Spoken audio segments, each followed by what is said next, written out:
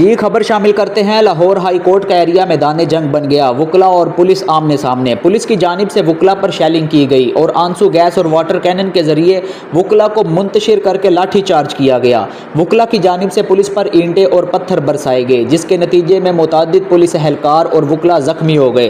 Police की जानिब से वुकला की गिरफ्तारियों का सिलसिला जारी। मुतअद्दिद वुकला को हिरासत में ले लिया गया और कानूनी कार्रवाई शुरू कर दी गई, जिसके नतीजे में वज़ीर आला पंजाब मोहतरमा मरियम नवाज ने ट्विटर पर ट्वीट करते हुए कहा कि आईजी पंजाब डॉक्टर उस्मान अनवर को पुलिस की ताकत वुकला के खिलाफ इस्तेमाल करने से मना कर दिया गया। वुकला इत्तेहाद का एक बार फिर इकट्ठे होकर एहतजाज करने का ऐलान।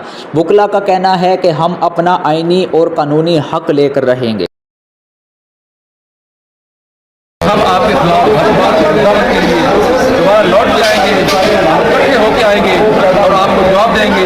हम लाहौर हाई कोर्ट के जो चीफ जस्टिस हैं उनको बता देना चाहते हैं कि आप अपराध को दिमाग में ना लगाएं। ये और कल आप दीवार पर खत लगते हैं और